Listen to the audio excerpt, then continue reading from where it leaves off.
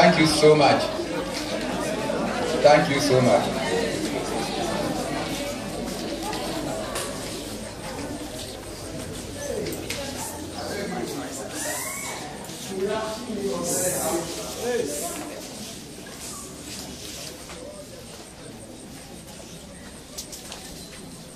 Chapter 22, Article 270 of the 1992 Constitution recognizes the existence of the Chieftaincy institution and that Parliament has no authority whatsoever to do anything to undermine the institution of Chieftaincy. The institution of Chieftaincy, therefore, is recognized by law. And therefore, what it means is that those of us who are the young people of today have a responsibility to ensure the preservation, the protection, and upholding of our Constitution. And in upholding that Constitution, we have to hold Article 22, and of course Article 270 to 273. We have to hold them high. One way of holding that high is what you have demonstrated in this great hall, that chieftaincy must not be left in the hands of those who probably are uneducated, but that we begin to learn the lessons right in school so that when we become chiefs in our society, we become responsible. That is why I commend you for inviting me here to come and share our culture.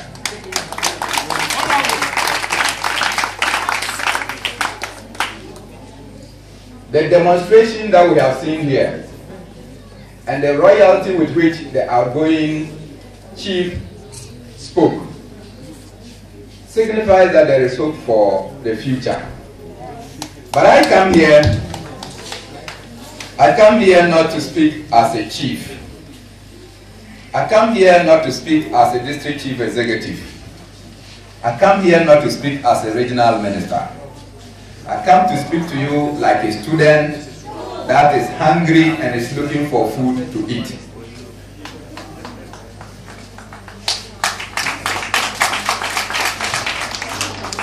If my memory is right, not long ago, our brother Rafiq Salam reported the sordid manner students of UDS WA campus had to go through to write exams. That was not palatable because it was on national news and it depicts the level of neglect or the level of ineptitude on the part of officialdom in ensuring that we accorded our place as students. What was reported was for the whole nation to wake up and support us so that we can get quality in our academic pursuits. It is this that gratifies some of us, that the 1992 Constitution, again Article 25, Clause A to C, talks about education in various forms. In Clause A of 25, it states that there must be free universal basic education.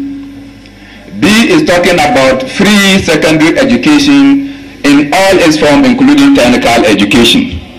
C is talking about tertiary education that must be made progressively free. Again, if you go to Article 38 of the 1992 Constitution, under the directive principle of state policy, it's talking about how Parliament should work to ensure that we manifest the ideals vested in Article 25. In that, it states in clear language that 2 years after the coming into force of the 1992 Parliament, within the next 10 years, Parliament must make formulation that will ensure that we all enjoy free education. The question is, how many years is it after the first Parliament today? It's 20 years. What steps, what legal framework has that Parliament and our current Parliament put in place to ensure the maturation of Article 25 and Article 38 of our Constitution. All we keep hearing is tokenism from one government to the other. It is a promise of building universities in all 10 regions. And some will come and promise building 2 universities.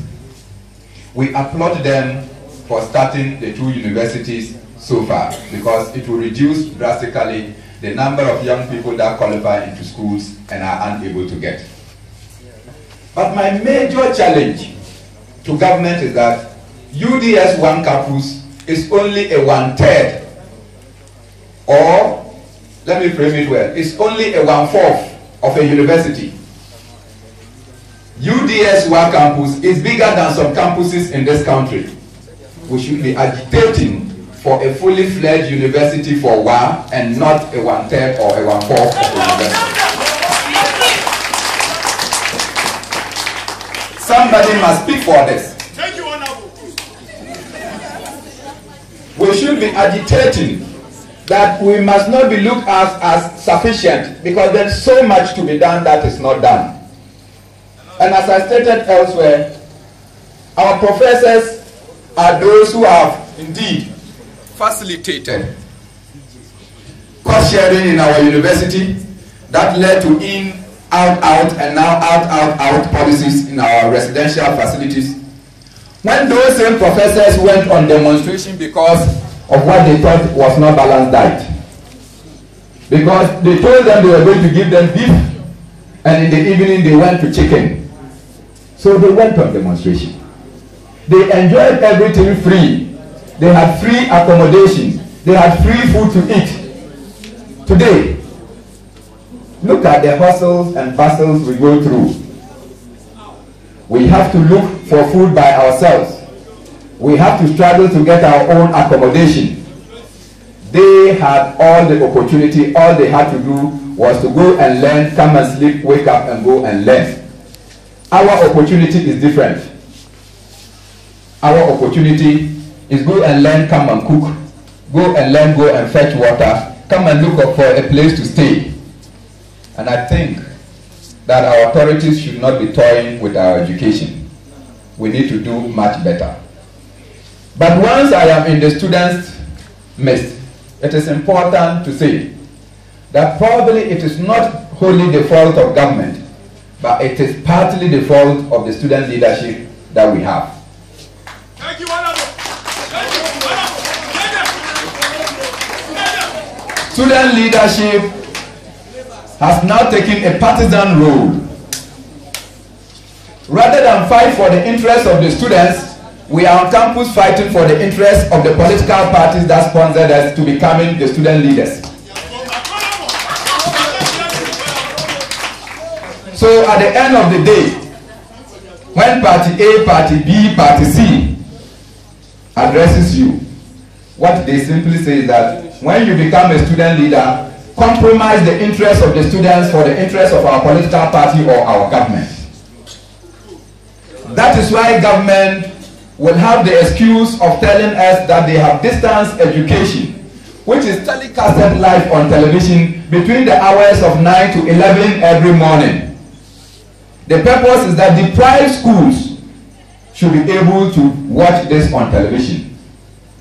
And I want to say this, that I'm happy the DCE of Nadoli is here. In most of the communities that is the DCE, they do not have electricity. So if you show a program on national television, and those students that are failed come from those rural communities,